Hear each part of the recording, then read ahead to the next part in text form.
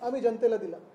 त्याच्यात मग MMRDAमध्ये एक कुठचं कॉन्ट्रॅक्ट मिळालं, त्याची बँक गॅरंटी वेस्ट इंडिजमधली बँक आहे, जिला RBIची मान्यता प्राप्त नाही आहे, सेंट लुशियामधली बँक आहे, त्यांच्याकडून बँक MMRDA गॅरंटी घेत आहे.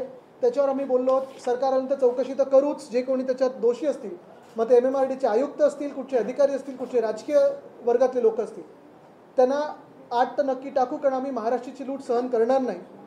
तसंच 20 दिवसात MMRDAने एक मोठं टेंडर काढलं, ते पण धक्कादायक आहे.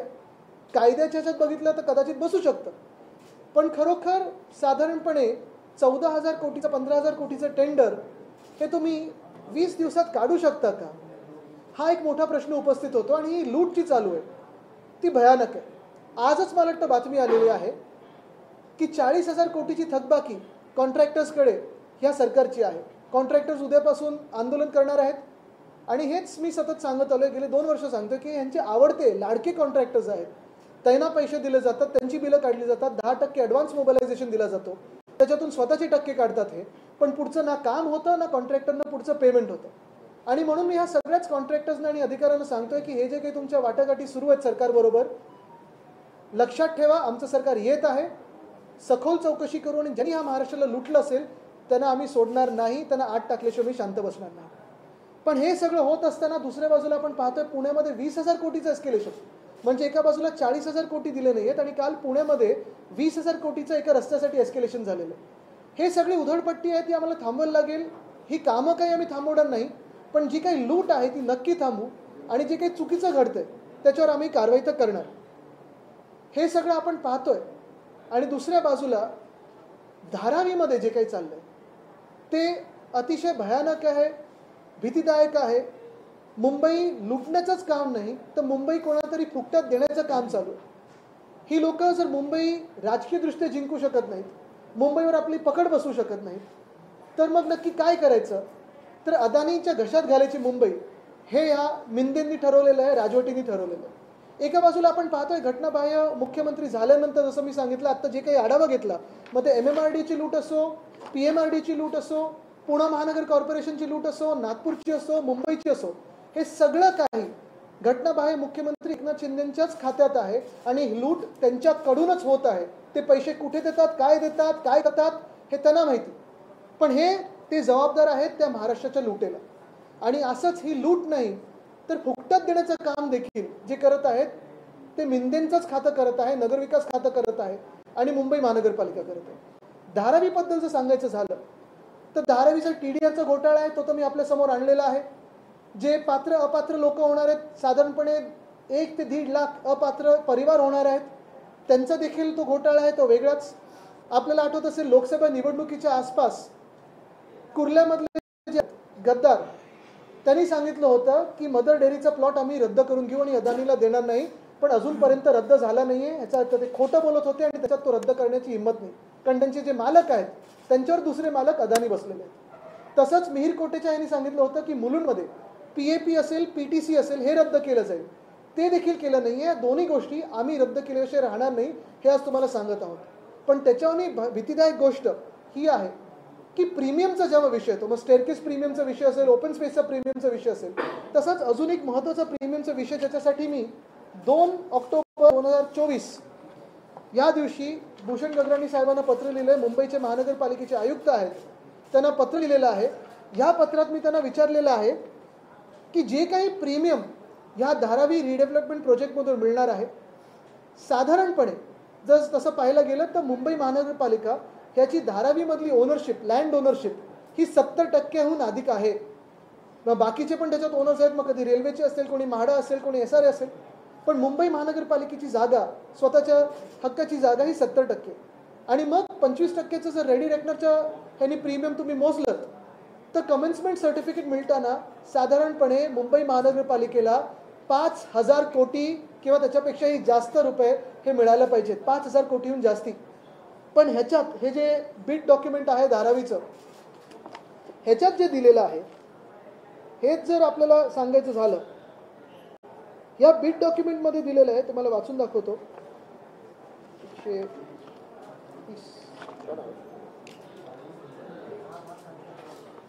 ह्याच्यात असं लिहिलेलं आहे की for slum rehabilitation an urban renewal and Dharavi redevelopment project, land premium of 25% of ready reckoner rate shall be applicable for entire Dharavi redevelopment project, irrespective of its present usage and irrespective of ownership of land. Ownership of land. Land premium of 25% of ready reckoner rate as on bid due date shall be paid by SPV company to DRP or SRA. आता SPV company कोण आहे? SPV मध्ये DRP पण आहे, SRA पण आहे, अदानी पण आहेत आणि यांनी हे प्रीमियम द्यायचं कोणाला मग? DRP आणि SRA लाच. म्हणजे तुम्ही विचार करा 5,000 कोटीहून जास्ती जे मुंबई महानगरपालिकेला मिळालं पाहिजे, 1,000-2,000 कोटी जे म्हाडाला मिळालं पाहिजे, जे मुंबईत नागरी सुविधा हे देणारे ह्या दोन्ही संस्था आहेत, ते सगळे पैसे साधारणपणे 5,000 कोटी महानगरपालिकेचे, 2,000 कोटी म्हाडाचे, हे सगळे पैसे अदानी समूह किंवा DRPचं जे SPV आहे ते स्वतःलाच पैसे देणार आहे. पे टू सेल्फ असं चेक काढणार आहेत मला वाटतं. हे कशासाठी? हे कोणासाठी? हे आपण का करतोय? हा पैसा तुमचा आमचा मुंबईचा पैसा आहे. हाच पैसा मुंबई महानगरपालिका जिथे आता पगार द्यायला त्यांचे हाल सुरू आहेत, माझ्या पत्रामुळे त्यांनी ह्या महिन्यात पुन्हा एकदा 1 तारखेला पगार दिलेला आहे, पण हीच मुंबई महानगरपालिका आहे ज्याच्याकडून MMRDAला 5,500 कोटी मिळतात. हीच ती मुंबई महानगरपालिका आहे जी स्वतःच्या BST साठी आता खर्च करत नाहीये. बसेस कमी केल्यात, मुंबईकरांचे हाल होत आहेत. आणि हीच मुंबई महानगरपालिका आहे ज्यांच्या आयुक्तांनी, जे प्रशासक आहेत, मला वाटतं मागच्या वर्षी, मग कदाचित हे आयुक्त नसतील, आधीचे असतील, ह्यांनी हा लँड प्रीमियम सोडून दिलेला आहे आणि सांगितलेलं आहे की हे आम्हाला नको आहे, हे धारावी रिडेव्हलपमेंट प्रोजेक्टवाले अदानीला घेऊ दे किंवा SRAला घेऊ दे. हा अधिकार कोणी तुम्हाला दिला? प्रशासक म्हणून तुम्ही तिथे आहात तर ठराविक काळासाठी आहात, पण आत्तापर्यंत जे स्थानिक लोकप्रतिनिधी असायचे, आज आपण पाहतो 2 वर्ष निवडणुका नाही झाल्यात. कदाचित ह्याच कारणामुळे एकनाथ शिंदेनी निवडणुका घेतल्या नसतील, कारण त्यांना हे सगळा जो धारावीचा घोटाळा आहे आणि एस्केलेशनचा जो घोटाळा आहे तो कोणालाही न दाखवता, चर्चेत न आणता करून घ्यायचा होता आणि सगळी मुंबई अदानींच्या घशात घालायची होती. म्हणून मुंबई महानगरपालिकेच्या निवडणुका यांनी 2 वर्षात घेतल्या नाही.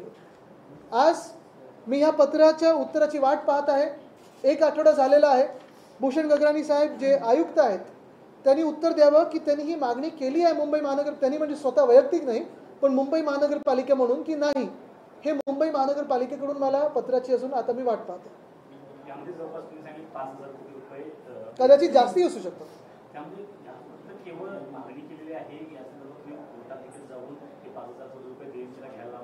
बिलकुल नाही. आमचं सरकार आता येणार आहे आणि आल्यानंतर एक तर पूर्ण या धारावी प्रकल्पाबद्दलच पुनर्विचार होणार आहे. कारण जसं मी सांगितलं, मध्ये आमची मागणी होती की 500 स्क्वेअर फुटाची घरं द्या, तिथे इंटरनॅशनल फायनान्शियल सर्व्हिसेस सेंटर आणा, पोलीस हाऊसिंगसाठी आणि परमनंट जे पोलीस रिटायर्ड त्यांच्यासाठी घरं बांधा, शासकीय वसाहत आहे तसं काहीतरी चांगलं करा. पण हे सगळं आपण पाहतोय की हा प्रीमियम पण माफ केला. म्हणजे स्टेअरकेस प्रीमियम माफ, ओपन स्पेस प्रीमियम माफ. आता हा प्रीमियम, ही लँड ओनरशिप जी आहे ही कॉन्स्टिट्युशनल तुमचा अधिकार आहे, संविधानिक अधिकार आहे. तो अधिकार दिला कोणी? ह्या ज्यांनी कोणी हे टेंडर डॉक्युमेंट बनवलंय की मुंबई महानगरपालिकेचा अधिकार काढून तुमच्या घशात घालायचं. फुकटातच दिली आणि ह्याच्याच सोबत मुंबई ती पूर्ण फुकट देतात. काल पाहिलं तर तुम्ही एक अभ्यास करा की गेल्या 2 वर्षामध्ये प्रत्येक कॅबिनेटमध्ये अदानी समूहाला धारावीसाठी काही ना काही सूट मिळालेली. कशासाठी?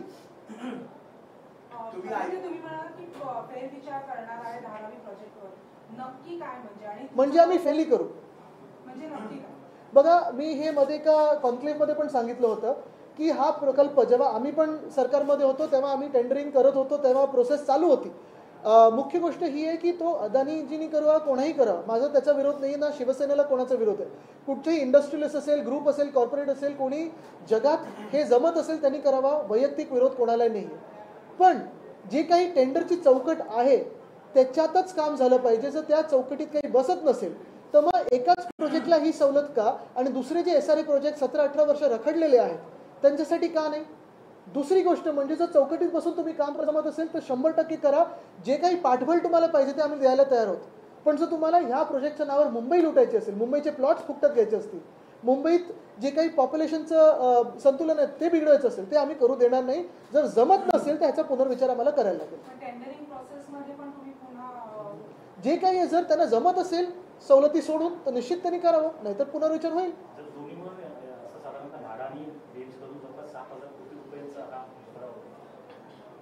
घोटाळा म्हणजे ह्याच्यात मला आता उत्तर अपेक्षित आहे, त्यांनी उत्तर द्यावं, मला पत्र द्यावं. कारण बघा, म्हाडा आणि बीएमसीची 70% लँड ओनरशिप आहे. या ह्याच्यात काय दिलं या डॉक्युमेंटमध्ये? Irrespective of ownership, he ownership काढून घेण्याचा अधिकार दिला कोणी तुम्हाला? कोणी पेपर साईन केले ते? स्थानिक लोकप्रतिनिधी नसताना, इम्प्रूव्हमेंट कमिटी नसताना, तिथे महापौर नसताना हे अधिकार दिले कोणी मुंबईकरांचे तुमच्या हातात प्रशासक म्हणून? ते ड्राफ्ट लेटरही माझ्याकडे आलेलं आहे, जे खरं आयुक्तांनी हे SRA ला द्यायला पाहिजे. ते आज मी जाहीर करत नाही, लवकरच काढीन ते जाहीर. हिंदी में बता दीजिएगा. बहुत बड़ा घोटाला है, इतना हिंदी में कैसे?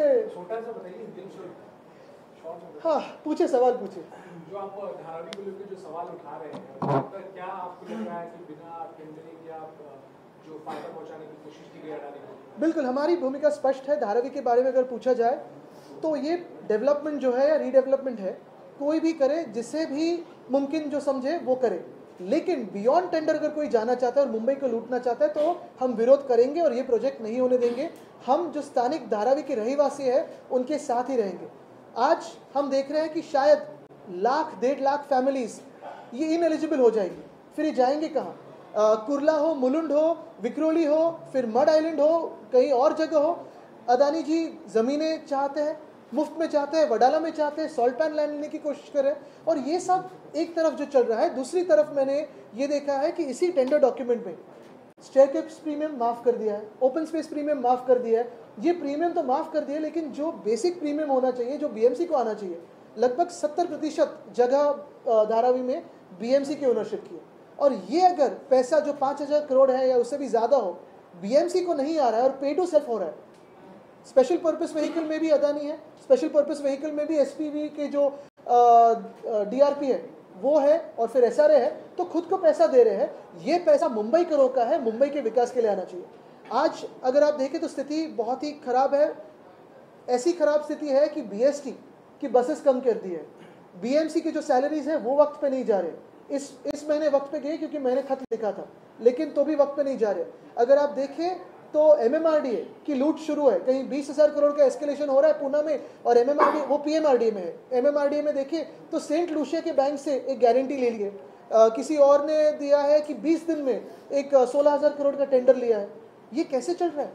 और दूसरी तरफ कल ही आंदोलन होने जा रहा है कि 40,000 करोड़ अगर आप देखें तो पेमेंट नहीं हुआ है कॉन्ट्रैक्टर्स को. तो एडवांस मोबिलाइजेशन के 10% दे रहे हैं, उसमें से कितने प्रतिशत ले रहे हैं मुझे पता नहीं, लेकिन महाराष्ट्र जानता है कि ये जो सरकार है, खोके सरकार है, मिंदे की सरकार है, ये लूटना चाहती है महाराष्ट्र, ये लुटेरी सरकार है, हम इसे यहाँ रहने नहीं देंगे. आदित्य जी, आपने महाराष्ट्र सरकार पे सवाल खड़े किए, तो एक और ऐसा ही सवाल है कि अभी ये खबर सामने आ गई कि महाराष्ट्र सरकार ने लाडली बहन योजना के लिए RBI से 3,000 करोड़ का लोन मांगा है. मुझे लगता है जो सरकार पहले, जो BJP 15 लाख बता रही थी, अभी 1,500 पे आई है, अभी 150 रुपये देगी, 150 रुपये देगी, लेकिन हमारी सरकार ये बढ़ाकर देगी. और यही फाइनेंशियल मिसमैनेजमेंट है.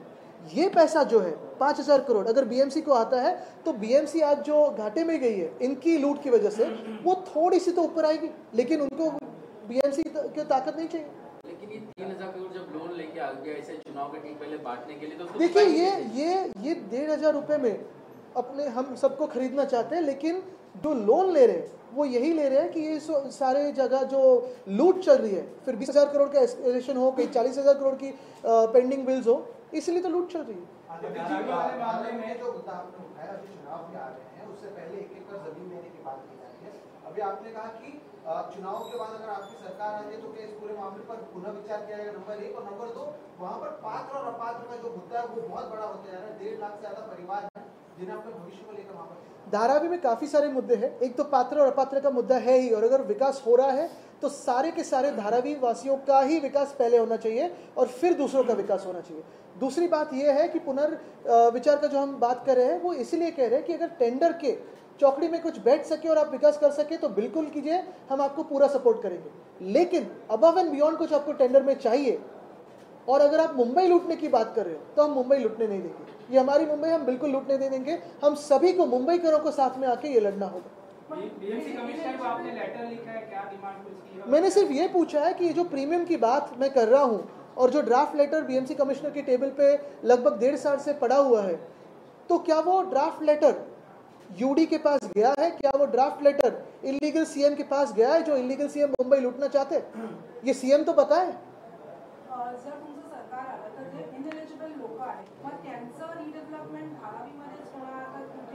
एक्झॅक्टली. आणि हेच त्यांच्यासाठी त्यांना सोबत घेऊन करायला लागणार, कारण ह्यांचं काय चाललंय की धारावीकरांचं म्हणजे जे इनएलिजिबल लोक आहेत त्यांना पण बाहेर काढा आणि त्यांना पण ह्याच ह्याच्यात दिलंय की एक तर रेंटल बेसिसवर किंवा कन्स्ट्रक्शन कॉस्टवर अदानीकडून त्यांनी विकत घ्यायचं. म्हणजे परत फायदा कोणाचा होतोय? अदानीचा होतोय. जो सर्वे केला आहे त्या सर्वेमध्ये जेवढी घरं दाखवली आहेत बाधित पात्र अपात्र या सर्व घरांना एकंदरीत मुलून भांडूप असेल, त्याचबरोबर वडाळा आहे, विक्रोळी आहे, घराच्या जागा आहेत तिकडे त्यांना स्थलांतरित करणार आहे. मग ह्या जागेवर नेमकं काय बनणार आहे किंवा ही जागा नेमकी कोणाकडे जाणार आहे? हाच माझा प्रश्न. म्हणजे तुम्ही एका बाजूला मला प्रीमियम देत नाही, एका बाजूला तुम्हाला मुंबई लुटायची, मुंबईच्या जमिनी फुकटात पाहिजेत आणि हे सगळं केल्यानंतर हे बघा TDRचा घोटाळा करायचा म्हणजे मुंबईत विकास होऊ द्यायचाच नाही, हे ह्या डॉक्युमेंटमध्ये दिलेलं आहे. म्हणजे TDR तुम्ही घेऊ नाही शकलात तर अर्धा विकास जो काही मुंबईत आता होतोय तो रोखला जाणार. TDR ठरवणार कोण? तर अदानी ठरवणार. TDRची किंमत किती ठरवणार? ते ठरवणार. मुंबईतले 20 की 23 भूखंड, आता कालचं अपडेट असं 23 भूखंड, ही बाकीच्या भूखंडाची माझ्याकडे यादी आहे. ते कुठे गेलं ते ह्याच्यातच होतं. ही सगळी जी यादी आहे याच्यात एक मिनिट बघता पेपर कुठे.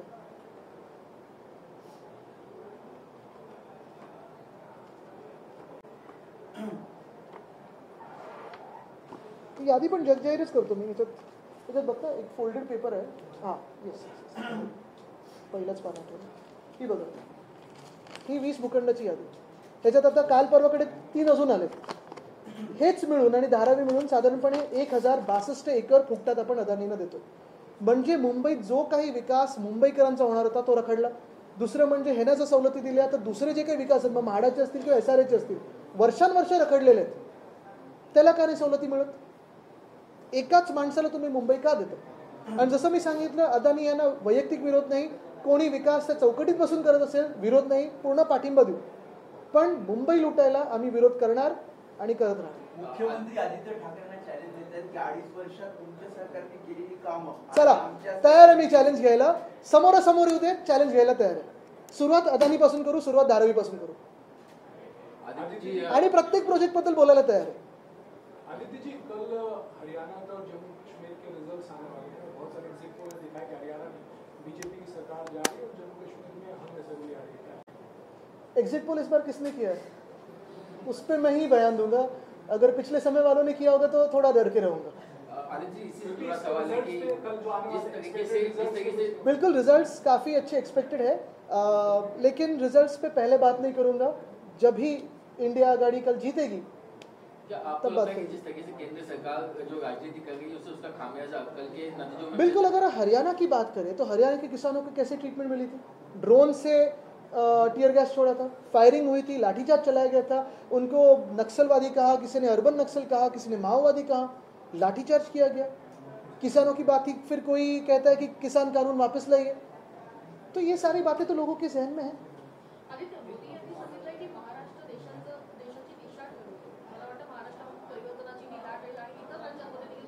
नक्कीच परिवर्तन घडणार, नक्कीच परिवर्तन घडणार आणि इथे देखील MVAचं सरकार येणार. मी त्यांच्याशी ते जे बोललेत परिवर्तन, नक्कीच परिवर्तन येणार. पण सध्या ज्यांनी ती दिशा दाखवलेली आहे देशाला ती एवढीच आहे की इथून सगळे इंडस्ट्रीज आहेत ते गुजरातकडे नेतात, ते आम्ही रोखणार.